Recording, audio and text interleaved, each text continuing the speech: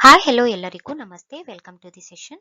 ಇವತ್ತಿನ ಈ ಒಂದು ಸೆಷನ್ನಲ್ಲಿ ನಾವು 2025ರ ಕರೆಂಟ್ ಅಫೇರ್ಸ್ನಲ್ಲಿ ಬಂದಿರುವಂತಹ ಎನ್ವಿರಾನ್ಮೆಂಟಲ್ ಸೈನ್ಸ್ ವಿಷಯಕ್ಕೆ ಸಂಬಂಧಪಟ್ಟಂತೆ ಕೆಲವು ಪ್ರಮುಖ ಕ್ವಶನ್ಸ್ಗಳನ್ನು ಸಾಲ್ವ್ ಮಾಡ್ತಾ ಹೋಗೋಣ. ಮುಂಬರುವಂತಹ ಎಕ್ಸಾಮ್ಗಳಲ್ಲಿ ಇವುಗಳನ್ನು ನಿರೀಕ್ಷೆ ಇಟ್ಕೊಳ್ಬಹುದು. ಮೊದಲ ಪ್ರಶ್ನೆಯನ್ನ ನೋಡಿ. ಜೌಗು ಪ್ರದೇಶ ನಗರಗಳೆಂದು ಗುರುತಿಸಲ್ಪಟ್ಟ ಭಾರತದ ಮೊದಲ 2 ನಗರಗಳು ಯಾವುವು ಅಂತ ಕೇಳಿದ್ದಾರೆ. ಜೌಗು ಪ್ರದೇಶ ನಗರಗಳೆಂದು ಗುರುತಿಸಲ್ಪಟ್ಟ ಭಾರತದ ಮೊದಲ 2 ನಗರಗಳು ಇಂದೋರ್ ಮತ್ತೆ ಉದಯ್ಪುರ್. ಇವು ಭಾರತದ ಮೊದಲ ವೆಟ್ಲ್ಯಾಂಡ್ ಮಾನ್ಯತೆ ಪಡೆದ ನಗರಗಳಾಗಿವೆ. ಈ ಇಂದೋರ್ ಮತ್ತು ಉದಯ್ಪುರ್ ನಗರಗಳ ಜೊತೆ ಭೂಪಾಲ್ ಕೂಡ ನಾಮಿನೇಟ್ ಆಗಿತ್ತು. ಬಟ್ ಭೂಪಾಲ್ ಅನ್ನ ಕೈಬಿಟ್ಟು ಕೇವಲ ಇಂದೋರ್ ಮತ್ತು ಉದಯ್ಪುರ್ ನಗರಗಳನ್ನ ಜೌಗು ಪ್ರದೇಶ ನಗರಗಳಂತ ಗುರುತಿಸಿದ್ದಾರೆ. ಹಾಗಾದ್ರೆ ಇಂದೋರ್ ಮತ್ತು ಉದಯ್ಪುರ್ ಈ 2 ನಗರಗಳನ್ನ ಯಾಕೆ ಜೌಗು ಪ್ರದೇಶ ನಗರಗಳಂತ ಘೋಷಣೆ ಮಾಡಿದ್ದಾರೆ ಅಂದ್ರ, ಈ ಇಂದೋರ್ ನಗರವು ತನ್ನ ವೆಟ್ಲ್ಯಾಂಡ್ ಸಂರಕ್ಷಣಾ ಪ್ರಯತ್ನಗಳಿಗೆ ಗುರುತಿಸಲ್ಪಟ್ಟಿದೆ. ಸಿರ್ಪುರ್ ಸರೋವರವನ್ನ ಪಕ್ಷಿಧಾಮವಾಗಿ ಅಭಿವೃದ್ಧಿಪಡಿಸುವಂತೆ ಕ್ರಮಗಳನ್ನು ಕೈಗೊಂಡಿದೆ. ಅದಕ್ಕಾಗಿ ಇದನ್ನ ಜೌಗು ಪ್ರದೇಶ ನಗರ ಅಂತ ಗುರುತಿಸಿದ್ದಾರೆ. ಹಾಗೆ ಉದಯ್ಪುರ್ ನಗರವು ಈ ಉದಯ್ಪುರ್ ನಗರದ ಸುತ್ತ ಟೋಟಲ್ ಆಗಿ 5 ವೆಟ್ಲ್ಯಾಂಡ್ಸ್ಗಳು ಕಂಡುಬರ್ತಾವೆ. Pichola wetland, Fateh Sagar, Rang Sagar, Swaroop Sagar and Doodh Talai. ಈ ಉದಯ್ಪುರ್ ನಗರವು ಪಿಚೋಲಾ, ಫತೇಹ ಸಾಗರ್ ಮುಂತಾದ ಸರೋವರಗಳ ಜಾಲವನ್ನ ಹೊಂದಿದೆ. ಇದು ನಗರದ ಸಾಂಸ್ಕೃತಿಕ ಗುರುತಿನ ಜೊತೆಗೆ ಪ್ರಮುಖ ಪರಿಸರ ಸೇವೆಯನ್ನ ಒದಗಿಸ್ತಾ ಇರೋದ್ರಿಂದ ಇದಕ್ಕೂ ಕೂಡ ಜೌಗು ಪ್ರದೇಶ ನಗರ ಅಂತ ಮಾನ್ಯತೆ ಕೊಟ್ಟಿದ್ದಾರೆ. ಈ ಭಾರತದ ಮೊದಲ ವೆಟ್ಲ್ಯಾಂಡ್ ಮಾನ್ಯತೆ ಪಡೆದ ನಗರಗಳು ಇಂದೋರ್ ಮತ್ತೆ ಉದಯ್ಪುರ್. ಇವು ರಾಮ್ಸಾರ್ ಒಪ್ಪಂದದ ಅಡಿಯಲ್ಲಿ ಮಾನ್ಯತೆಯನ್ನ ಪಡೆದಿವೆ. ಘೋಷಣೆಯನ್ನ ಮಾಡಿದ್ದಾರೆ. 1971ರಲ್ಲಿ ನಡೆದಂತಹ ರಾಮ್ಸಾರ್ ಕನ್ವೆನ್ಷನ್ ಜೌಗು ಪ್ರದೇಶಕ್ಕೆ ಸಂಬಂಧಪಟ್ಟಂತಹ ಒಂದು ಸಮ್ಮೇಳನ ಆಗಿದೆ. ಇದು ಜೌಗು ಪ್ರದೇಶಗಳ ಸಂರಕ್ಷಣೆ ಮತ್ತು ಸುಸ್ಥಿರ ಬಳಕೆಯನ್ನು ಉತ್ತೇಜಿಸುವ ಗುರಿ ಹೊಂದಿದೆ. ಇಲ್ಲಿ ರಾಮ್ಸಾರ್ ತಾಣಗಳು, ಕೆಲವೊಂದು ಜೌಗು ಪ್ರದೇಶಗಳನ್ನ ರಾಮ್ಸಾರ್ ತಾಣಗಳಾಗಿ ಪರಿವರ್ತನೆ ಮಾಡ್ತಾರೆ, ರಾಮ್ಸಾರ್ ತಾಣಗಳಾಗಿ ಘೋಷಣೆ ಮಾಡ್ತಾರೆ. ಟೋಟಲ್ ಆಗಿ ನಮ್ಮ ಭಾರತದಲ್ಲಿರುವಂತಹ ರಾಮ್ಸಾರ್ ತಾಣಗಳು 91. ಭಾರತದಲ್ಲಿರುವ ರಾಮ್ಸಾರ್ ತಾಣಗಳು 2025ರ ಪ್ರಕಾರ ಕರ್ನಾಟಕದಲ್ಲಿ ಟೋಟಲ್ ಆಗಿ 4 ರಾಮ್ಸಾರ್ ತಾಣಗಳಿವೆ. ಇವು ಜೌಗು ಪ್ರದೇಶ ನಗರಗಳು ಇಂದೋರ್ ಮತ್ತು ಉದಯ್ಪುರ್. 91 ರಾಮ್ಸಾರ್ ತಾಣಗಳಿವೆ ಭಾರತದಲ್ಲಿ, 4 ಕರ್ನಾಟಕದಲ್ಲಿವೆ. ನೆಕ್ಸ್ಟ್, ಭಾರತದ ಮೊದಲ ಬಿಳಿ ಹುಲಿ ಸಂತಾನೋತ್ಪತ್ತಿ ಕೇಂದ್ರವನ್ನ ಎಲ್ಲಿ ಸ್ಥಾಪಿಸಲಾಗುತ್ತಿದೆ? ಭಾರತದ ಮೊದಲ ಬಿಳಿ ಹುಲಿ ಸಂತಾನೋತ್ಪತ್ತಿ ಕೇಂದ್ರವನ್ನ ಮಧ್ಯಪ್ರದೇಶದಲ್ಲಿ ಸ್ಥಾಪನೆ ಮಾಡಲಾಗ್ತಾ ಇದೆ. Madhya Pradesh to get India's first white tiger breeding centre. ಇದು ಮಧ್ಯಪ್ರದೇಶದ ರೇವಾ ಜಿಲ್ಲೆಯ ಗೋವಿಂದಗಢದಲ್ಲಿದೆ. ಮುಕುಂದಪುರ್ ಬಿಳಿ ಹುಲಿ ಸಫಾರಿ ಸಮೀಪದಲ್ಲಿದೆ. ಹಾಗಾದ್ರೆ ಈ ಒಂದು ಸಂತಾನೋತ್ಪತ್ತಿ ಕೇಂದ್ರವನ್ನ ಯಾಕೆ ಸ್ಥಾಪಿಸಲಾಗ್ತಾ ಇದೆ? ಇದರ ಉದ್ದೇಶ ಏನಂದ್ರೆ ಬಿಳಿ ಹುಲಿ ಸಂಖ್ಯೆಗಳನ್ನ ಜಾಸ್ತಿ ಮಾಡೋದು, ಅದರ ಜೊತೆಗೆ ಜೀವ ವೈವಿಧ್ಯ ಸಂರಕ್ಷಣೆ, ವನ್ಯಜೀವಿ ಪ್ರವಾಸೋದ್ಯಮ ಹಾಗೆ ಸ್ಥಳೀಯ ಉದ್ಯೋಗಗಳನ್ನು ಸೃಷ್ಟಿ ಮಾಡೋದು ಇದರ ಪ್ರಮುಖ ಉದ್ದೇಶ ಆಗಿದೆ. ಹಾಗಾದ್ರೆ ಭಾರತದ ಮೊದಲ ಬಿಳಿ ಹುಲಿ ಸಂತಾನೋತ್ಪತ್ತಿ ಕೇಂದ್ರವನ್ನ ಎಲ್ಲಿ ಸ್ಥಾಪನೆ ಮಾಡಲಾಗ್ತಾ ಇದೆ ಅಂದ್ರೆ ಅದು ಮಧ್ಯಪ್ರದೇಶದ ರೇವಾ ಜಿಲ್ಲೆ ಗೋವಿಂದಗಢದಲ್ಲಿ. ಭಾರತದ ಮೊದಲ PPP ಪಬ್ಲಿಕ್ ಪ್ರೈವೇಟ್ ಪಾರ್ಟ್ನರ್ಶಿಪ್ ಹಸಿರು ತ್ಯಾಜ್ಯ ಸಂಸ್ಕರಣಾ ಘಟಕವನ್ನ ಯಾವ ನಗರದಲ್ಲಿ ಸ್ಥಾಪಿಸಲಾಗ್ತಾ ಇದೆ? ಈ ಭಾರತದ ಮೊದಲ ಒಂದು ಪಬ್ಲಿಕ್ ಪ್ರೈವೇಟ್ ಪಾರ್ಟ್ನರ್ಶಿಪ್ ಈ ಒಂದು ಮಾಡೆಲ್ ಅಲ್ಲಿ ತ್ಯಾಜ್ಯ ಸಂಸ್ಕರಣಾ ಘಟಕವನ್ನ ಇಂದೋರ್ನಲ್ಲಿ ಸ್ಥಾಪಿಸಲಾಗ್ತಾ ಇದೆ. Indore to set up India's first green waste processing plant under PPP model, city to convert green waste into eco friendly products. ಈ ಒಂದು ಘಟಕವನ್ನ ಮಧ್ಯಪ್ರದೇಶದ ಇಂದೋರ್ನಲ್ಲಿ ಸ್ಥಾಪಿಸಲಾಗ್ತಾ ಇದೆ. ಯಾರ ಸಹಭಾಗಿತ್ವದಲ್ಲಿ ಅಂದ್ರೆ Indore municipal corporation and astronomical industries private limited. PPP ಮಾಡೆಲ್ನಲ್ಲಿ ಉದ್ದೇಶ ಏನಂದ್ರೆ ಹಸಿರು ತ್ಯಾಜ್ಯವನ್ನ ಅಮೂಲ್ಯ ಸಂಪನ್ಮೂಲವಾಗಿ ಪರಿವರ್ತನೆ ಮಾಡೋದು ಸ್ವಚ್ಛ ಭಾರತ್ ಮಿಷನ್ ಅಡಿಯಲ್ಲಿ. ಇದರ ಉಪಯೋಗಗಳು ತ್ಯಾಜ್ಯ ನಿರ್ವಹಣೆ ಮತ್ತು ಪರಿಸರ ಸ್ವಚ್ಛತೆ ಸುಧಾರಣೆ, ಸ್ವಚ್ಛ ಭಾರತ್ ಮಿಷನ್ ನಗರ ಗುರಿಗಳನ್ನ ಬೆಂಬಲಿಸೋದು. ಹಾಗಾದ್ರೆ ಭಾರತದ ಮೊದಲ PPP ಹಸಿರು ತ್ಯಾಜ್ಯ ಸಂಸ್ಕರಣಾ ಘಟಕವನ್ನ ಎಲ್ಲಿ ಸ್ಥಾಪನೆ ಮಾಡಲಾಗ್ತಾ ಇದೆ ಅಂದ್ರೆ ಇಂದೋರ್ ನಗರದಲ್ಲಿ. ಇತ್ತೀಚೆಗೆ ಯಾವ ಪಕ್ಷಿಯನ್ನ ಅಮೆರಿಕಾದ ರಾಷ್ಟ್ರೀಯ ಪಕ್ಷಿ ಎಂದು ಘೋಷಿಸಲಾಗಿದೆ? ಅಮೆರಿಕಾದ ರಾಷ್ಟ್ರೀಯ ಪಕ್ಷಿ ಯಾವುದಂದ್ರೆ ಬಾಲ್ಡ್ ಈಗಲ್. ಇತ್ತೀಚೆಗೆ ತನ್ನ ರಾಷ್ಟ್ರೀಯ ಪಕ್ಷಿಯನ್ನ ಘೋಷಣೆ ಮಾಡಿದೆ America. Bald eagles and American made legend. Bald eagle ಅಮೆರಿಕಾದ ರಾಷ್ಟ್ರೀಯ ಪಕ್ಷಿ. ನೆಕ್ಸ್ಟ್, ಮರುಭೂಮೀಕರಣವನ್ನ ಎದುರಿಸಲು United Nation Convention to combat desertification COP16 ಅನ್ನ ಯಾವ ದೇಶ ಆಯೋಜಿಸಿದೆ ಅಂತ ಕೇಳಿದ್ದಾರೆ. ಈ ಒಂದು COP16 ನಡೆದಿದ್ದು 2024ರಲ್ಲಿ ಸೌದಿ ಅರೇಬಿಯಾದ ರಿಯಾದ್ನಲ್ಲಿ United Nation Convention to combat desertification COP16 ಇದು. ಇದರ ಥೀಮ್ ಏನಾಗಿತ್ತು ಅಂದ್ರೆ COP16 our land our future, our land our future ಅನ್ನೋದು ಥೀಮ್ ಆಗಿದೆ. COP16 is poised to be a game changer, marking a renewed global commitment to accelerate investment and action to restore land and boost drought resilience for the benefit of people and planet. ಈ conference of party 16 United Nation Convention to combat desertification ನಡೆದಿದ್ದು Saudi ಅರೇಬಿಯಾದ ರಿಯಾದ್ನಲ್ಲಿ December 2024 ಅಲ್ಲಿ. Theme our land our future. ಹಾಗಾದ್ರೆ ಇದರ ಗುರಿ ಏನಾಗಿತ್ತು COP16 ಅಂತ ಕೇಳಿದ್ರೆ, protecting 30% of land and sea area, restoring 30% of degraded ecosystem by 2030. ಮಾಲಿನ್ಯತೆಯನ್ನು ಕಡಿಮೆ ಮಾಡುವುದು ಇದರ ಗುರಿಯಾಗಿತ್ತು. ಇದು COP16 ನಡೆದಿದ್ದು ಸೌದಿ ಅರೇಬಿಯಾದ ರಿಯಾದ್ನಲ್ಲಿ. Theme our land our future. ಹಾಗಾದ್ರೆ ಮುಂದಿನ COP ಅಂದ್ರೆ COP17 ಎಲ್ಲಿ ನಡೆಯುತ್ತಿದೆ ಅಂದ್ರೆ ಮಂಗೋಲಿಯಾ 2026ರಲ್ಲಿ. ನೆಕ್ಸ್ಟ್, ಭಾರತ ಇತ್ತೀಚೆಗೆ ತನ್ನ ಮೊದಲ ನದಿ ಡಾಲ್ಫಿನ್ ಜನಸಂಖ್ಯಾ ಸಮೀಕ್ಷೆಯನ್ನ ನಡೆಸಿದೆ. ಈ ಒಂದು ಸಮೀಕ್ಷೆಯಲ್ಲಿ ಟೋಟಲ್ ಆಗಿ ಎಷ್ಟು ಡಾಲ್ಫಿನ್ಗಳು ದಾಖಲಾಗಿವೆ ಅಂತ ಕೇಳಿದ್ದಾರೆ. ಈ ಒಂದು ಸಮೀಕ್ಷೆಯಲ್ಲಿ ಒಟ್ಟು 6327 ಡಾಲ್ಫಿನ್ಗಳು ದಾಖಲಾಗಿವೆ. India's first ever river dolphin survey. ಈ ಒಂದು ಪ್ರಾಜೆಕ್ಟ್ ಡಾಲ್ಫಿನ್ 2020ರಲ್ಲಿ ಪ್ರಾರಂಭ ಆಗುತ್ತೆ. ಈ ಒಂದು ಸಮೀಕ್ಷೆ ನಡೆದಿದ್ದು 2021ರಿಂದ 2023 ತನಕ. ಬಿಡುಗಡೆಗೊಂಡಿದ್ದು 2025ರಲ್ಲಿ. ಬಿಡುಗಡೆ ಮಾಡಿದವರು ನರೇಂದ್ರ ಮೋದಿಜಿಯವರು. ಟೋಟಲ್ ಆಗಿ 6327 ದಾಖಲಾಗಿವೆ ಗಂಗಾ, ಬ್ರಹ್ಮಪುತ್ರ ಮತ್ತು ಸಿಂಧು ನದಿಗಳಲ್ಲಿ. ಹಾಗಾದ್ರೆ ಭಾರತದ ಯಾವ ರಾಜ್ಯಗಳು ಅತಿ ಹೆಚ್ಚಾಗಿ ಈ ಡಾಲ್ಫಿನ್ಗಳನ್ನು ಹೊಂದಿವೆ ಅಂದ್ರೆ ಉತ್ತರ ಪ್ರದೇಶ್, ಬಿಹಾರ್, ಪಶ್ಚಿಮ ಬಂಗಾಳ, ಅಸ್ಸಾಂ. ಉತ್ತರ ಪ್ರದೇಶದಲ್ಲಿ ಅತಿ ಹೆಚ್ಚಾಗಿ ಡಾಲ್ಫಿನ್ಗಳನ್ನ ಹೊಂದಿದೆ. ಇಲ್ಲಿ 2397 ಇವೆ. ಹಾಗೆ ಬಿಹಾರದಲ್ಲಿ 2220, ಪಶ್ಚಿಮ ಬಂಗಾಳದಲ್ಲಿ 815, ಅಸ್ಸಾಂನಲ್ಲಿ 635. ಅತಿ ಹೆಚ್ಚಾಗಿ ಉತ್ತರ ಪ್ರದೇಶ್ ರಾಜ್ಯದಲ್ಲಿವೆ. ಈ ಒಂದು ಸಮೀಕ್ಷೆಯಲ್ಲಿ ಟೋಟಲ್ ಆಗಿ 6327 ನದಿ ಡಾಲ್ಫಿನ್ಗಳು ದಾಖಲಾಗಿವೆ. ಇದರ IUCN ಸ್ಟೇಟಸ್ ಏನಂದ್ರೆ ಎಂಡೇಂಜರ್ಡ್. ಇದೊಂದು ಎಂಡೇಂಜರ್ಡ್ ಸ್ಪೀಸಿಸ್ ಆಗಿದೆ. ನೆಕ್ಸ್ಟ್, ಭಾರತದ 58ನೇ ಹುಲಿ ಮೀಸಲು ಪ್ರದೇಶ ಎಂದು ಯಾವ ರಾಷ್ಟ್ರೀಯ ಉದ್ಯಾನವನ್ನ ಘೋಷಿಸಲಾಗಿದೆ? ಟೋಟಲ್ ಆಗಿ ಭಾರತದಲ್ಲಿರುವಂತಹ ಹುಲಿ ಮೀಸಲು ಪ್ರದೇಶಗಳು 58. 58ನೇ ಹುಲಿ ಮೀಸಲು ಪ್ರದೇಶ ಮಾಧವ್ ರಾಷ್ಟ್ರೀಯ ಉದ್ಯಾನವನ ಮಧ್ಯಪ್ರದೇಶದಲ್ಲಿ. ಇತ್ತೀಚೆಗೆ ಇದನ್ನ ಘೋಷಣೆ ಮಾಡಿದ್ದಾರೆ. ಮೊದಲ ಹುಲಿ ಸಂರಕ್ಷಿತ ಪ್ರದೇಶ ಯಾವುದೆಂದ್ರೆ ಕಾರ್ಬೆಟ್ ರಾಷ್ಟ್ರೀಯ ಉದ್ಯಾನವನ. ಇದು ಉತ್ತರಾಖಂಡದಲ್ಲಿದೆ. ಕಾರ್ಬೆಟ್ ರಾಷ್ಟ್ರೀಯ ಉದ್ಯಾನವನ. ಭಾರತದ 58ನೇ ಹುಲಿ ಮೀಸಲು ಪ್ರದೇಶ ಮಾಧವ್ ರಾಷ್ಟ್ರೀಯ ಉದ್ಯಾನವನ. ಇದು ಮಧ್ಯಪ್ರದೇಶದ ಶಿವಪುರಿ ಜಿಲ್ಲೆಯಲ್ಲಿದೆ. ಇದು ಪ್ರಾಜೆಕ್ಟ್ ಟೈಗರ್ ಅಡಿಯಲ್ಲಿ ಇದನ್ನ ಘೋಷಣೆ ಮಾಡ್ತಾರೆ. ಇದು ಆರಂಭ ಆಗಿದ್ದು 1973ರಲ್ಲಿ. ಇದನ್ನ ನಿರ್ವಹಣೆ ಮಾಡುವವರು ರಾಷ್ಟ್ರೀಯ ಹುಲಿ ಸಂರಕ್ಷಣಾ ಪ್ರಾಧಿಕಾರ.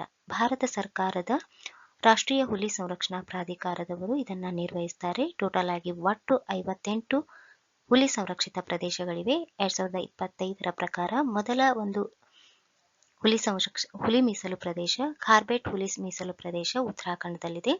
ಕರ್ನಾಟಕದಲ್ಲಿ ಟೋಟಲ್ ಆಗಿ 5 ಹುಲಿ ಸಂರಕ್ಷಿತ ಪ್ರದೇಶಗಳಿವೆ. ಬಂಡೀಪುರ, ನಾಗರಹೊಳೆ ರಾಷ್ಟ್ರೀಯ ಉದ್ಯಾನವನ, ಭದ್ರಾ, ಅಂಶಿ ಅಥವಾ ದಾಂಡೇಲಿ, ಬಿಳಿಗಿರಿ. ಅತಿ ದೊಡ್ಡ ಹುಲಿ ಸಂರಕ್ಷಿತ ಪ್ರದೇಶ ಯಾವುದೆಂದ್ರೆ ನಾಗಾರ್ಜುನ ಸಾಗರ್, ಶ್ರೀಶೈಲಂ. ಇದು ಆಂಧ್ರ ಪ್ರದೇಶದಲ್ಲಿದೆ. ಹಾಗೆ ಸ್ಮಾಲೆಸ್ಟ್ ಅತಿ ಚಿಕ್ಕದಾದ ಹುಲಿ ಸಂರಕ್ಷಿತ ಪ್ರದೇಶ ಭೋರ್ ಹುಲಿ ಸಂರಕ್ಷಿತ ಪ್ರದೇಶ. ಇದು ಮಹಾರಾಷ್ಟ್ರದಲ್ಲಿದೆ. ಸೊ ಟೋಟಲ್ ಆಗಿರುವಂತಹ ಹುಲಿ ಸಂರಕ್ಷಿತ ಪ್ರದೇಶಗಳು 58. 58ನೇ ಹುಲಿ ಮೀಸಲು ಪ್ರದೇಶ ಮಾಧವ್ ರಾಷ್ಟ್ರೀಯ ಉದ್ಯಾನವನ. ಇದು ಮಧ್ಯಪ್ರದೇಶದಲ್ಲಿದೆ. ನೆಕ್ಸ್ಟ್, ಅಂತಾರಾಷ್ಟ್ರೀಯ ಸೌರ ಮೈತ್ರಿಕೂಟದ 107ನೇ ಸದಸ್ಯ ರಾಷ್ಟ್ರ International Solar Alliance 107th member country ಯಾವುದೆಂದ್ರೆ ಮಾಲ್ಡೋವಾ. ಇತ್ತೀಚೆಗೆ ನವದೆಹಲಿಯಲ್ಲಿ ನಡೆದಂತ ಒಂದು ಕಾರ್ಯಕ್ರಮದಲ್ಲಿ ಮಾಲ್ಡೋವಾ ಸೇರ್ಪಡೆಗೊಂಡಿದೆ. Moldova becomes 107th member of International Solar Alliance. ಈ ಒಂದು ಇಂಟರ್ನ್ಯಾಷನಲ್ ಸೋಲಾರ್ ಅಲಯನ್ಸ್ ಸ್ಥಾಪನೆಗೊಂಡಿದ್ದು 2015ರಲ್ಲಿ. ಪ್ಯಾರಿಸ್ನಲ್ಲಿ ನಡೆದಿರುವಂತಹ COP21ನಲ್ಲಿ ಘೋಷಣೆ ಮಾಡಲಾಯಿತು. ಇದರ ಸ್ಥಾಪಕ ರಾಷ್ಟ್ರಗಳು ಇಂಡಿಯಾ ಮತ್ತು ಫ್ರಾನ್ಸ್. ಈ ಮಾಲ್ಡೋವಾ ಈಸ್ಟರ್ನ್ ಯುರೋಪ್ನ ಭಾಗ ಆಗಿದೆ. ಇದೊಂದು ಲ್ಯಾಂಡ್ ಲಾಕ್ಡ್ ಕಂಟ್ರಿ. ಈ ಮಾಲ್ಡೋವಾ ಯಾವ ರಾಷ್ಟ್ರಗಳ ಜೊತೆ ತನ್ನ ಗಡಿಯನ್ನು ಹಂಚಿಕೊಂಡಿದೆ ಅಂದ್ರೆ ನೇಬರ್ ಕಂಟ್ರೀಸ್ ರುಮೇನಿಯಾ ಮತ್ತೆ ಉಕ್ರೇನ್. ರುಮೇನಿಯಾ ಪಶ್ಚಿಮ ಭಾಗದಲ್ಲಿ, ಹಾಗೆ ಉಕ್ರೇನ್ ಉತ್ತರ ಪೂರ್ವ ದಕ್ಷಿಣ ಭಾಗದಲ್ಲಿದೆ. ಅಂದ್ರೆ ನೇಬರ್ ಕಂಟ್ರೀಸ್ ಯಾವ್ಯಾವಂದ್ರೆ ರುಮೇನಿಯಾ ಮತ್ತೆ ಉಕ್ರೇನ್. ಸೊ ಸೌರ ಮೈತ್ರಿಕೂಟದ 107ನೇ ಸದಸ್ಯ ರಾಷ್ಟ್ರ ಮಾಲ್ಡೋವಾ. ನೆಕ್ಸ್ಟ್ ಮೂರನೇ ಅತಿ ಹೆಚ್ಚು ಹುಲಿ ಸಾಂದ್ರತೆಯನ್ನ ದಾಖಲಿಸಿದಂತಹ ಹುಲಿ ಸಂರಕ್ಷಿತ ಪ್ರದೇಶ ಯಾವುದು? ಮೂರನೇ ಅತಿ ಹೆಚ್ಚು ಹುಲಿ ಸಾಂದ್ರತೆಯನ್ನ ದಾಖಲಿಸಿದಂತ ಹುಲಿ ಸಂರಕ್ಷಿತ ಪ್ರದೇಶ ಕಾಜಿರಂಗ್ ಹುಲಿ ಸಂರಕ್ಷಿತ ಪ್ರದೇಶ. ಇದು ಅಸ್ಸಾಂನಲ್ಲಿದೆ. Kaziranga national park in Assam records world's third highest tiger density at 18 tigers per 100 square kilometres. ಅಂದ್ರೆ ಪ್ರತಿ 100 ಸ್ಕ್ವೇರ್ ಕಿಲೋಮೀಟರ್ಗೆ 18 ಹುಲಿಗಳು ಕಂಡುಬರ್ತವೆ. ಎಲ್ಲಿ? ಅಸ್ಸಾಂನ ಕಾಜಿರಂಗ್ ಹುಲಿ ಸಂರಕ್ಷಿತ ಪ್ರದೇಶ. ಇದು ಮೂರನೇ ಅತಿ ಹೆಚ್ಚು ಹುಲಿ ಸಾಂದ್ರತೆಯನ್ನು ಹೊಂದಿರುವಂತಹ ಹುಲಿ ಸಂರಕ್ಷಿತ ಪ್ರದೇಶ. ಹಾಗಾದ್ರೆ ಮೊದಲ ಅತಿ ಹೆಚ್ಚಾಗಿ ಹುಲಿ ಸಾಂದ್ರತೆಯನ್ನ ದಾಖಲಿಸಿದಂತ ಹುಲಿ ಸಂರಕ್ಷಿತ ಪ್ರದೇಶ ಯಾವುದು ಅಂತ ಕೇಳಿದ್ರೆ ಬಂಡೀಪುರ್ ಹುಲಿ ಸಂರಕ್ಷಿತ ಪ್ರದೇಶ. ಇದು ಕರ್ನಾಟಕದಲ್ಲಿದೆ. ಟೋಟಲ್ ಆಗಿ ಪ್ರತಿ 100 ಸ್ಕ್ವೇರ್ ಕಿಲೋಮೀಟರ್ಗೆ ಅಲ್ಲಿ 19.83 ಹುಲಿಗಳು ಕಂಡುಬರ್ತವೆ. ಹಾಗೆ ಕಾರ್ಬೆಟ್ ಹುಲಿ ಸಂರಕ್ಷಿತ ಪ್ರದೇಶ, ಇಲ್ಲಿ 100 ಸ್ಕ್ವೇರ್ ಕಿಲೋಮೀಟರ್ಗೆ 19.56 ಹುಲಿಗಳು ಕಂಡುಬರ್ತವೆ. So Bandipur first, Corbett second, third Kaziranga ಹುಲಿ ಸಂರಕ್ಷಿತ ಪ್ರದೇಶ. ಹಾಗಾದ್ರೆ ಭಾರತದಲ್ಲಿ ಟೋಟಲ್ ಆಗಿ ಎಷ್ಟು ಹುಲಿಗಳ ಸಂಖ್ಯೆ ಕಂಡುಬಂದಿದೆ ಅಂದ್ರೆ 2022ರ ಒಂದು ಗಣತಿ ಪ್ರಕಾರ 3682. ಇದನ್ನ ಎಸ್ಟಿಮೇಟ್ ಮಾಡಿದವರು NTCA ಮತ್ತೆ ಇಂಡಿಯನ್ ಗೌರ್ಮೆಂಟ್. ಭಾರತದ ಯಾವ ರಾಜ್ಯ ಅತಿ ಹೆಚ್ಚಾಗಿ ಹುಲಿಗಳನ್ನು ಹೊಂದಿದೆ ಅಂದ್ರೆ ಮಧ್ಯಪ್ರದೇಶ್. ಇಲ್ಲಿ 785 ಹುಲಿಗಳಿವೆ. ಹಾಗೆ ಕರ್ನಾಟಕ ಸೆಕೆಂಡ್, ಇಲ್ಲಿ 563. ಉತ್ತರಾಖಂಡ್ ಥರ್ಡ್, 560 ಹುಲಿಗಳಿವೆ. ಮಹಾರಾಷ್ಟ್ರ ಫೋರ್ತ್, ಇಲ್ಲಿ 444 ಹುಲಿಗಳು ಕಂಡುಬಂದಿವೆ. ಸೊ ಭಾರತದಲ್ಲಿ ಟೋಟಲ್ ಆಗಿರುವಂತಹ ಹುಲಿಗಳ ಸಂಖ್ಯೆ 3682. ಭಾರತದ ಮೊದಲ ಅಂತಾರಾಜ್ಯ ಚಿರತೆ ಕಾರಿಡಾರ್ ಅನ್ನ ಯಾವ ಎರಡು ರಾಜ್ಯಗಳ ನಡುವೆ ಸ್ಥಾಪಿಸಲಾಗ್ತಾ ಇದೆ? ರಾಜಸ್ಥಾನ್ ಮತ್ತೆ ಮಧ್ಯಪ್ರದೇಶ್. ಈ ಎರಡು ರಾಜ್ಯಗಳ ನಡುವೆ ಈ ಚಿರತೆ ಕಾರಿಡಾರ್ ಅನ್ನ ಸ್ಥಾಪಿಸಲಾಗ್ತಾ ಇದೆ. India's first interstate cheetah corridor to link Madhya Pradesh and Rajasthan. ಈ ಚಿತಹಾ ಪ್ರಾಜೆಕ್ಟ್ ಅನ್ನ ಯಾವಾಗ ಪ್ರಾರಂಭ ಮಾಡಲಾಯಿತು ಅಂದ್ರೆ 2022ರಲ್ಲಿ. 1952ರ ಸಮಯದಲ್ಲಿ ಈ ಚಿತಹಗಳ ಸಂಖ್ಯೆ ತೀರಾ ಕಡಿಮೆಯಾಗಿದ್ವು, ಅಳಿದು ಹೋಗಿದ್ವು ಅಂತ ಹೇಳ್ಬೋದು, ಎಕ್ಸ್ಟಿಂಕ್ಟ್ ಆಗಿದ್ವು. ಮತ್ತೆ ಇವುಗಳ ಸಂಖ್ಯೆ ಜಾಸ್ತಿ ಮಾಡಲಿಕ್ಕೆ ಸರ್ಕಾರ ಏನ್ ಮಾಡ್ತಂದ್ರೆ 8 ಚಿತಹಗಳನ್ನ ನಮೀಬಿಯಾದಿಂದ, 12 ಚಿತಹಗಳನ್ನ ಸೌತ್ ಆಫ್ರಿಕಾದಿಂದ ತಂದು ಟೋಟಲ್ ಆಗಿ 20 ಚಿತಹಗಳನ್ನ ಕೂನೋ ನ್ಯಾಷನಲ್ ಪಾರ್ಕ್ ನಲ್ಲಿ ಬಿಟ್ಟಿತ್ತು. ಸೊ ಈ ರೀತಿಯಾಗಿ ಹಲವಾರು ಯೋಜನೆಗಳನ್ನ ಹಾಕಿಕೊಂಡು ಚಿತಹಗಳ ಸಂಖ್ಯೆಯನ್ನು ಹೆಚ್ಚಿಸಲಿಕ್ಕೆ ಪ್ರಯತ್ನ ಮಾಡ್ತಿದೆ ಸರ್ಕಾರ. ಟೋಟಲ್ ಆಗಿ 20 ಚಿತಹಗಳನ್ನ ಕೂನೋ ನ್ಯಾಷನಲ್ ಪಾರ್ಕ್ ನಲ್ಲಿ ಬಿಟ್ಟಿದ್ರು. ಈಗ ಮಧ್ಯಪ್ರದೇಶ್ ಮತ್ತು ರಾಜಸ್ಥಾನ್ ಈ ಎರಡು ರಾಜ್ಯಗಳ ನಡುವೆ ಫಸ್ಟ್ ಇಂಟರ್ಸ್ಟೇಟ್ ಕಾರಿಡಾರ್ ಅನ್ನ ಸ್ಥಾಪಿಸಲಾಗ್ತಾ ಇದೆ. ಹಾಗಾದ್ರೆ ಯಾವ ನ್ಯಾಷನಲ್ ಪಾರ್ಕ್ಗಳಿಗೆ ಇದನ್ನ ಕನೆಕ್ಟ್ ಮಾಡ್ತಾ ಇದೆ ಅಂದ್ರೆ Palpur Kuno national park, Gandhi Sagar wildlife sanctuary of Madhya Pradesh with Mukundra Hills tiger reserves of Rajasthan. ರಾಜಸ್ಥಾನದ ಮುಕುಂದರ್ ಹಿಲ್ಸ್ ಟೈಗರ್, ಮಧ್ಯಪ್ರದೇಶದಲ್ಲಿರುವಂತಹ Gandhi Sagar wildlife sanctuary ಮತ್ತೆ ಪಲ್ಪುರ್ ಕೂನೋ ನ್ಯಾಷನಲ್ ಪಾರ್ಕ್ ಇದನ್ನ ಕನೆಕ್ಟ್ ಮಾಡ್ತಾ ಇದೆ. ಟೋಟಲ್ ಆಗಿ ಇದರ ಒಂದು ಏರಿಯಾ ಎಷ್ಟಿದೆ ಅಂದ್ರೆ 17,000 ಸ್ಕ್ವೇರ್ ಕಿಲೋಮೀಟರ್. ಇದರ objective to provide a safe route of movement to cheetahs. Kuno national park, ಈ ಕೂನೋ ನ್ಯಾಷನಲ್ ಪಾರ್ಕ್ ಮಧ್ಯಪ್ರದೇಶದ ಶಿರ್ಪುರ್ ಅಂಡ್ ಮೊರೇನಾ ಡಿಸ್ಟ್ರಿಕ್ಟ್ ನಲ್ಲಿದೆ. ಇದರ ಎಸ್ಟಾಬ್ಲಿಷ್ ಆಗಿದ್ದು 1981ರಲ್ಲಿ. ಒಟ್ಟು ಈ ಒಂದು ನ್ಯಾಷನಲ್ ಪಾರ್ಕ್ ನ ಏರಿಯಾ ಎಷ್ಟಿದೆ ಅಂದ್ರೆ 748.76 ಸ್ಕ್ವೇರ್ ಕಿಲೋಮೀಟರ್ ಇದೆ. ಹಾಗೆ Gandhi Sagar wildlife century, ಈ ಒಂದು ಸೆಂಚುರಿ ಮಾನ್ಸೂರ್ ಅಂಡ್ ನಿಮೋಹಾ ಡಿಸ್ಟ್ರಿಕ್ಟ್ ನಲ್ಲಿದೆ ಮಧ್ಯಪ್ರದೇಶದಲ್ಲಿ. ಈ ಒಂದು ನ್ಯಾಷನಲ್ ಪಾರ್ಕ್ ಎಸ್ಟಾಬ್ಲಿಷ್ ಆಗಿದ್ದು 1974ರಲ್ಲಿ. ಟೋಟಲ್ ಏರಿಯಾ 368.62 ಸ್ಕ್ವೇರ್ ಕಿಲೋಮೀಟರ್ ಇದೆ. ಹಾಗೆ ಮುಕುಂದರ್ ಹಿಲ್ಸ್ ಟೈಗರ್ ರಿಸರ್ವ್ಸ್ ಇದು ರಾಜಸ್ಥಾನದಲ್ಲಿದೆ, ಕೋಟಾ ಜಿಲ್ಲೆಯಲ್ಲಿ. ಭಾರತದ ಅತಿದೊಡ್ಡ ಲೆಪರ್ಡ್ ಸಫಾರಿ ಇರುವುದು ಬೆಂಗಳೂರಿನ ಬಯೋಲಾಜಿಕಲ್ ಪಾರ್ಕ್ನಲ್ಲಿ. ಸೊ ಇದು ಅತಿದೊಡ್ಡ ಲೆಪರ್ಡ್ ಸಫಾರಿ ಆಗಿದೆ. India's largest leopard safari opens at Bannerghatta. So Madhya Pradesh has the highest number of leopards. ಭಾರತದ ಯಾವ ರಾಜ್ಯ ಅತಿ ಹೆಚ್ಚಾಗಿ ಲೆಪರ್ಡ್ಸ್ ಗಳನ್ನ ಹೊಂದಿದೆ ಅಂದ್ರೆ ಮಧ್ಯಪ್ರದೇಶ್. ಇಲ್ಲಿ 3907 ಲೆಪರ್ಡ್ಸ್ ಗಳಿವೆ.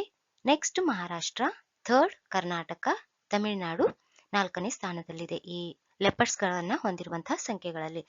ಅತಿ ಹೆಚ್ಚಾಗಿ ಯಾವ ರಾಜ್ಯದಲ್ಲಿ ಈ ಲೆಪರ್ಡ್ಸ್ಗಳು ಕಂಡುಬಂದಿವೆ ಅಂದ್ರೆ ಮಧ್ಯಪ್ರದೇಶ್. ಇಲ್ಲಿ ಟೋಟಲ್ ಆಗಿ 3907 ಲೆಪರ್ಡ್ಸ್ಗಳಿವೆ. ಅತಿ ದೊಡ್ಡ ಲೆಪರ್ಡ್ ಸಫಾರಿ ಇರುವುದು ಬನ್ನೇರ್ಘಟ್ಟ ಬಯಲಾಜಿಕಲ್ ಪಾರ್ಕ್.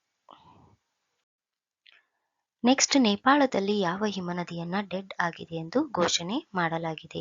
ಇತ್ತೀಚೆಗೆ ಮೇ 2025ರಲ್ಲಿ ಘೋಷಣೆ ಮಾಡಿದ್ದಾರೆ. ಆ ಹಿಮನದಿಯ ಹೆಸರು ಯಾಲಾ ಹಿಮನದಿ ಅಂತ.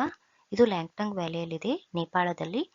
ಇದನ್ನ ಯಾಕೆ ಡೆಡ್ ಆಗಿದೆ ಅಂತ ಘೋಷಣೆ ಮಾಡಿದ್ದಾರೆ ಅಂದ್ರೆ, ಇದು ತನ್ನ ಮಾಸನ್ನ ಕಳೆದುಕೊಂಡಿದೆ. ಎಷ್ಟು ಪರ್ಸೆಂಟ್ ಅಂದ್ರೆ 66%. 66% ಅನ್ನ ಮಾಸ್ ಕಳೆದುಕೊಂಡಿರೋದ್ರಿಂದ ಇದನ್ನ ಡೆಡ್ ಅಂತ ಘೋಷಣೆ ಮಾಡಿದ್ದಾರೆ. Yala glacier has officially been declared dead, symbolising deepening climate crisis in the Himalayan region. So ಈ ಇಮೇಜ್ ಅನ್ನ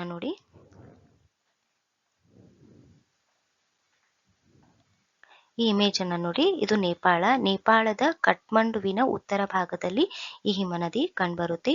ಇದು ಭಾರತಕ್ಕೂ ಕನೆಕ್ಟ್ ಅನ್ನ ಹೊಂದಿಲ್ಲ ಹಾಗೂ ಚೀನಾಗೂ ಕನೆಕ್ಟ್ ಅನ್ನ ಹೊಂದಿಲ್ಲ. ಆದರೆ ಇದು ಹಿಂದೂ ಕುಶ್ ಒಂದು ಹಿಮಾಲಯನ್ ರೀಜನ್ ನಲ್ಲಿ ಕಂಡು ಬರೋದ್ರಿಂದ ಇದರ ಒಂದು ಇಫೆಕ್ಟ್ ದಿಂದ ಏನಾಗುತ್ತೆ ಅಂದ್ರೆ ಕ್ಲೈಮೇಟ್ ಚೇಂಜ್ ಆಗುತ್ತೆ. ಈ ಎರಡು ದೇಶಗಳಲ್ಲಿ ಕ್ಲೈಮೇಟ್ ಚೇಂಜ್ ಆಗುತ್ತೆ. ಸೊ ಇದು ಭಾರತಕ್ಕೂ ಕನೆಕ್ಟ್ ಅನ್ನ ಹೊಂದಿಲ್ಲ, ಚೀನಾಕ್ಕೂ ಕನೆಕ್ಟ್ ಅನ್ನ ಹೊಂದಿಲ್ಲ. ಇದು ಹಿಂದೂ ಕುಶ್ ಹಿಮಾಲಯನ್ ರೀಜನ್ ನಲ್ಲಿ ಕಂಡುಬರುತ್ತೆ, ಕಠ್ಮಂಡುವಿನ ಉತ್ತರ ಭಾಗದಲ್ಲಿ. ಸೊ ಇದು ಲ್ಯಾಂಗ್ಟಂಗ್ ವ್ಯಾಲಿಯಲ್ಲಿದೆ. ದಟ್ ಈಸ್ ಇಂಪಾರ್ಟೆಂಟ್, ಯಾಲಾ ಹಿಮನದಿ. ನೆಕ್ಸ್ಟ್, ಭಾರತದ ಮೊದಲ ಚಿಟ್ಟೆ ಅಭಯಾರಣ್ಯವನ್ನ ಎಲ್ಲಿ ಉದ್ಘಾಟಿಸಲಾಯಿತು? ಈ ಒಂದು ಚಿಟ್ಟೆ ಅಭಯಾರಣ್ಯವನ್ನ ಕೇರಳ ರಾಜ್ಯದಲ್ಲಿ ಉದ್ಘಾಟಿಸಲಾಯಿತು. ಅರಲಂ ಚಿಟ್ಟೆ ಅಭಯಾರಣ್ಯ ಅಂತ. India's first butterfly sanctuary inaugurated in Kerala's Aralam forest. Aralam forest ನಲ್ಲಿ ಇನಾಗ್ರೇಟ್ ಮಾಡಲಾಗಿದೆ. ಸೊ ಇದು ಕೇರಳದ ಕಣ್ಣೂರ್ ಜಿಲ್ಲೆಯಲ್ಲಿದೆ, ಪಶ್ಚಿಮ ಘಟ್ಟಗಳ ಭಾಗ. India's first protected forest dedicated to butterflies. India's first butterfly sanctuary Aralam butterfly sanctuary. ಭಾರತದ ಮೊದಲ ಚಿಟ್ಟೆ ಅಭಯಾರಣ್ಯ ಅರಲಂ ಚಿಟ್ಟೆ ಅಭಯಾರಣ್ಯ, ಇದು ಕೇರಳದಲ್ಲಿದೆ. ನೆಕ್ಸ್ಟ್, ಭಾರತೀಯ ರೈಲ್ವೆ ನಿಲ್ದಾಣ ಮತ್ತು ಸೇವಾ ಕಟ್ಟಡಗಳಲ್ಲಿ ಸೌರಶಕ್ತಿ ಅಳವಡಿಕೆಯಲ್ಲಿ ಯಾವ ರಾಜ್ಯ ಅಗ್ರಸ್ಥಾನದಲ್ಲಿದೆ ಅಂತ ಕೇಳಿದ್ದಾರೆ. ರಾಜಸ್ಥಾನ್ ರಾಜ್ಯ. ಇಲ್ಲಿ ಈ ಒಂದು ರಾಜ್ಯದಲ್ಲಿ ಟೋಟಲ್ ಆಗಿ ಸೋಲಾರ್ ಪವರ್ ಪ್ಲಾಂಟ್ಸ್ ಎಷ್ಟಿವೆ ಅಂದ್ರೆ 275.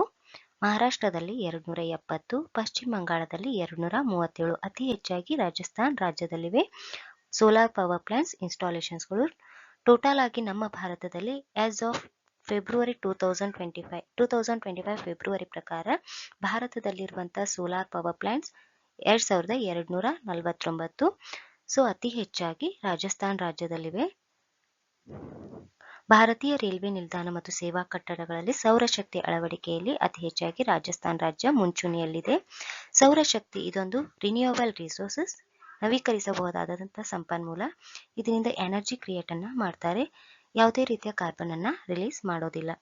So net zero carbon emit ಅನ್ನ ಯಾವ ವರ್ಷದೊಳಗೆ ಸಾಧಿಸಬೇಕಂತ ಇದೆ ಅಂದ್ರೆ 2030ರೊಳಗೆ.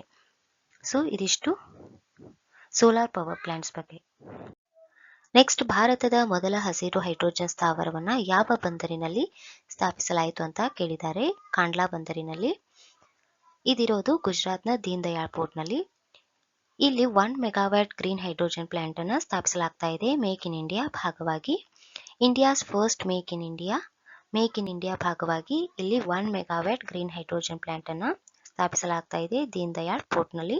ಸೊ ಅದು ಕಾಂಡ್ಲಾ ಬಂದರು. ನೆಕ್ಸ್ಟ್, 2025ರ ವಿಶ್ವ ಓಜೋನ್ ದಿನದ ಥೀಮ್ ಕೇಳಿದ್ದಾರೆ. ಪ್ರತಿ ವರ್ಷ ವಿಶ್ವ ಓಜೋನ್ ದಿನವನ್ನ ಸೆಪ್ಟೆಂಬರ್ 16ರಂದು ಆಚರಿಸಲಾಗುತ್ತೆ. ಈ ವರ್ಷದ theme from science to global action. 2025ರ theme from science to global action. ಈ ಒಂದು ಓಜೋನ್ ಪದರದ ಸಂರಕ್ಷಣೆಗಾಗಿ ಹಲವಾರು ಪ್ರೋಟೋಕಾಲ್ಗಳನ್ನು ಹಾಕಿಕೊಳ್ಳಲಾಗಿತ್ತು. ಅದರಲ್ಲಿ ಇಂಪಾರ್ಟೆಂಟ್ ಪ್ರೋಟೋಕಾಲ್ ಯಾವುದಂದ್ರೆ 1987ರಲ್ಲಿ ನಡೆದಂತಹ ಮಾಂಟ್ರಿಯಲ್ ಪ್ರೋಟೋಕಾಲ್. ಈ ಒಂದು ಪ್ರೋಟೋಕಾಲ್ನಲ್ಲಿ ಓಜೋನ್ ಪದರವನ್ನ ಹಾಳು ಮಾಡುತ್ತಿರುವಂತಹ ರಾಸಾಯನಿಕಗಳನ್ನ ನಿಯಂತ್ರಣ ಮಾಡಬೇಕು ಅನ್ನೋ ಒಂದು ಮಹತ್ವ ಉದ್ದೇಶವನ್ನ ಹಾಕಿಕೊಳ್ಳಲಾಯಿತು. ಇದರ ಒಂದು ಅವೇರ್ನೆಸ್ ಅನ್ನ ಕೊಡಲು ಪ್ರತಿ ವರ್ಷ ಸೆಪ್ಟೆಂಬರ್ 16ರಂದು ವಿಶ್ವ ಓಜೋನ್ ದಿನವನ್ನ ಆಚರಿಸಲಾಗುತ್ತೆ. ಮೊದಲ ಬಾರಿಗೆ ಆಚರಿಸಿದ್ದು 1995ರಲ್ಲಿ. 1995ರಲ್ಲಿ ಈ ವಿಶ್ವ ಓಜೋನ್ ದಿನವನ್ನ ಮೊದಲ ಬಾರಿಗೆ ಆಚರಿಸಲಾಯಿತು. ಅಂದಿನಿಂದ ಪ್ರತಿ ವರ್ಷ ಸೆಪ್ಟೆಂಬರ್ 16ರಂದು ಆಚರಿಸಲಾಗುತ್ತೆ. ಹಾಗಾದ್ರೆ ಯಾಕೆ ಇದನ್ನ ಸಂರಕ್ಷಣೆ ಮಾಡಬೇಕು, ಇದರ ಇಂಪಾರ್ಟೆನ್ಸ್ ಏನಂತ ಕೇಳಿದ್ರೆ, ಈ ಒಂದು ಓಝೋನ್ ಲೇಯರ್ ವಾತಾವರಣದ ಯಾವ ಮಂಡಲದಲ್ಲಿದೆ ಅಂದ್ರೆ ಸಮೋಷ್ಣ ಮಂಡಲದಲ್ಲಿ, ಸ್ಟ್ರಾಟೋಸ್ಪಿಯರ್ನಲ್ಲಿದೆ. ಆಕ್ಸಿಜನ್ನ 3 ಪರಮಾಣುಗಳಿಂದ ಮಾಡಲ್ಪಟ್ಟಿದೆ. ಆಕ್ಸಿಜನ್ನ 3 ಪರಮಾಣುಗಳಿಂದ ಮಾಡಲ್ಪಟ್ಟಿರುವಂತಹ ಓಝೋನ್ ಲೇಯರ್ ಸ್ಟ್ರಾಟೋಸ್ಪಿಯರ್ನಲ್ಲಿದೆ. ಇದು ಸೂರ್ಯನಿಂದ ಬರುವಂತಹ ರೇಸ್, ಅದರಲ್ಲೂ ಯುವಿ ರೇಸ್ಗಳನ್ನ ಅಬ್ಸರ್ವ್ ಮಾಡಿಕೊಂಡು ಭೂಮಿಗೆ ಬರದಂತೆ ನೋಡಿಕೊಳ್ಳುತ್ತೆ. ಈ ಯುವಿ ರೇಸ್ಗಳಲ್ಲಿ ನಾವು ಟೈಪ್ಸ್ ಅನ್ನ ಕಾಣಬಹುದು. UV A rays, UV B rays, UV C rays. 3 types UV rays ಅಲ್ಲಿ ಕಾಣಬಹುದು.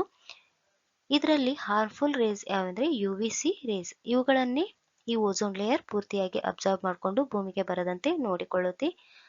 ಹಾಗಾದ್ರೆ ಯುವಿ ಎ ರೇಸ್ ಅನ್ನ ಇದು ಅಬ್ಸರ್ವ್ ಮಾಡಿಕೊಳ್ಳುತ್ತಾ ಅಂತ ಕೇಳಿದ್ರೆ ಇಲ್ಲ. ಈ ಯುವಿ ಎ ರೇಸ್ ಏನಾಗುತ್ತೆ ಅಂದ್ರೆ ಈ ಓಝೋನ್ ಲೇಯರ್ ಮೂಲಕ ಪಾಸ್ ಆಗುತ್ತೆ, ಭೂಮಿಗೆ ಬಂದು ಬೀಳುತ್ತೆ. ಹಾಗೆ ಯುವಿ ಬಿ ರೇಸ್ ಪಾರ್ಷಿಯಲ್ ಆಗಿ ಅಬ್ಸರ್ವ್ ಆಗುತ್ತೆ. ಆದ್ರೆ ಯುವಿ ಸಿ ರೇಸ್ ಪೂರ್ತಿಯಾಗಿ ಈ ಓಝೋನ್ ಲೇಯರ್ ಏನ್ ಮಾಡುತ್ತೆ ಅಂದ್ರೆ ಯುವಿ ಸಿ ರೇಸ್ ಅನ್ನ, ಹಾರ್ಮ್ಫುಲ್ ರೇಸ್ ಅನ್ನ ಅಬ್ಸರ್ವ್ ಮಾಡಿಕೊಂಡು ಭೂಮಿಗೆ ಬರದಂತೆ ನೋಡಿಕೊಳ್ಳುತ್ತೆ. ಒಂದು ವೇಳೆ ಈ ಓಝೋನ್ ಲೇಯರ್ ಇಲ್ಲದೆ ಇದ್ರೆ ಅಥವಾ ಹಾಳಾದ್ರೆ ಏನಾಗುತ್ತೆ, ಹಾರ್ಮ್ಫುಲ್ ರೇಸ್ ಭೂಮಿಗೆ ಬಂದು ಬೀಳುತ್ತೆ. ಭೂಮಿಯ ಮೇಲಿರುವಂತಹ ಜೀವಿಗಳ ಮೇಲೆ ಬಿದ್ದಾಗ ಹಲವಾರು ರೋಗಗಳಿಗೆ ತುತ್ತಾಗಬಹುದು. ಸೊ ಓಝೋನ್ ಲೇಯರ್ ಬಹಳ ಇಂಪಾರ್ಟೆಂಟ್ ಆಗುತ್ತೆ.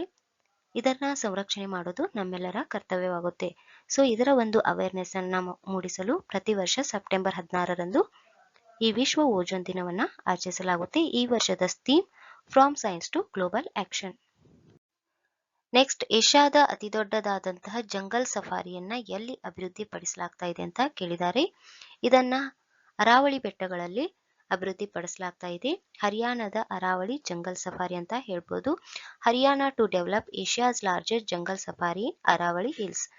ಇದು ಅರಾವಳಿ ಬೆಟ್ಟಗಳಲ್ಲಿ ಕಂಡುಬರುತ್ತೆ. ಹರಿಯಾಣದ ಗುರುಗಾಂವ್ ಮತ್ತು ನುಹು ಜಿಲ್ಲೆಯಲ್ಲಿ ಎಷ್ಟು ಎಕರೆಯನ್ನ ಹೊಂದಿದೆ ಅಂದ್ರೆ 10,000 ಎಕರೆಯನ್ನ ಈ ಸಫಾರಿಗೆ ಮೀಸಲಾಗಿಟ್ಟಿದ್ದಾರೆ. ಸೊ ಇದು ಏಷ್ಯಾಸ್ ಬಿಗ್ಗೆಸ್ಟ್ ಜಂಗಲ್ ಸಫಾರಿ ಆಗಿದೆ. ಹರಿಯಾಣದಲ್ಲಿ ಅಭಿವೃದ್ಧಿ ಪಡಿಸಲಾಗ್ತಾ ಇದೆ, ಹರಿಯಾಣದ ಅರಾವಳಿ ಬೆಟ್ಟಗಳಲ್ಲಿ. ಫ್ರೆಂಡ್ಸ್, ಇದಿಷ್ಟು ಇವತ್ತಿನ ಸೆಷನ್. ಮುಂದಿನ ಸೆಷನ್ ಅಲ್ಲಿ ಮತ್ತಷ್ಟು ಮಾಹಿತಿಯನ್ನ ತೆಗೆದುಕೊಂಡು ಬರ್ತೀನಿ. ಈ ವಿಡಿಯೋ ನಿಮಗೆ ಇಷ್ಟ ಆಗಿದ್ದಲ್ಲಿ ಲೈಕ್ ಮಾಡಿ, ಶೇರ್ ಮಾಡಿ, ಸಬ್ಸ್ಕ್ರೈಬ್ ಮಾಡಿ. Thank you.